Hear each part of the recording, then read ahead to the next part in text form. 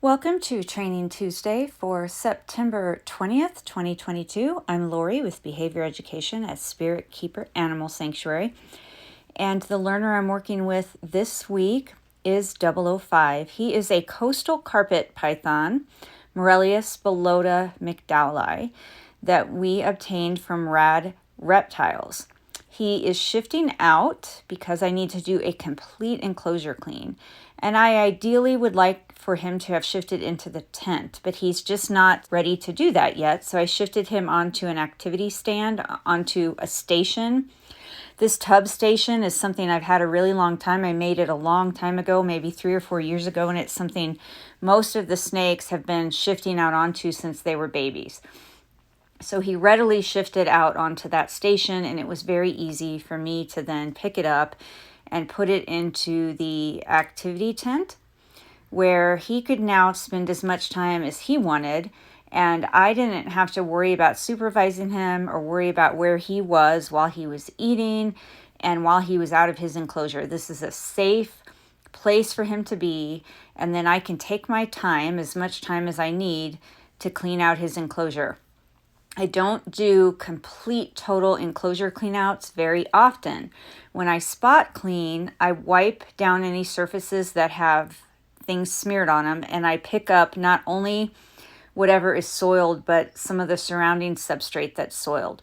And so complete total enclosure cleanouts, where I remove the doors, I remove all the furniture, and I completely scrub or wipe everything down, I probably only do to each enclosure a couple of times a year, unless it needs to be done sooner. Obviously, I work from home. I work from where all of these snakes are. I see them not only every day, but I see them every few hours. And so I'm constantly checking on them. And obviously, if there's an enclosure that needs to be cleaned out completely, I do that. But on a routine basis, I usually only do it a couple of times a year. This is 005 in the activity tent, and he's finished eating. And I can just let him be in there as long as I need him to be in there. I was able to do this enclosure clean and feed some other snakes and take care of some other animals, and I didn't have to rush because I knew that 005 was safe and content in the activity tent. When I refill his water, I use pitchers. He has a very large water dish because he swims every night and he's in that water a lot. And it's just too much for me to carry, and I would spill it everywhere. So I clean it out, I put it back, and then I fill it with pitchers.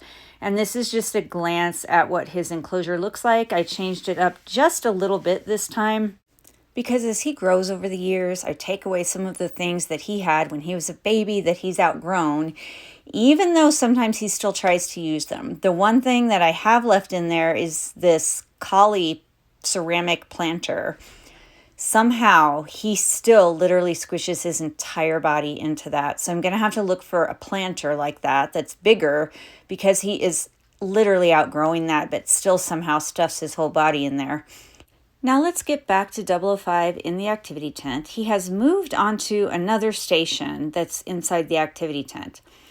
I would like him to shift off of that station and back onto his original station and then shift into his enclosure. And he starts to do it. He actually follows the target up and brings his head out of the tent. And then he changes his mind or he loses confidence. For some reason, he doesn't shift out of the tent and onto the other activity stand. I was kind of trying to make a path for him to come out of the tent onto a familiar station and then into his enclosure, because he shifted from that station into his enclosure back and forth many times. But for some reason, when he got his head onto the cloth part of the tent, he didn't feel confident enough to climb up onto it. And sometimes the snakes don't feel confident putting their body weight on this cloth because it gives a little bit. Some of the snakes don't care whatsoever, But some of them, I think, just don't feel that it is solid enough for them to climb up and onto. So I gave him an opportunity. I was patient with him.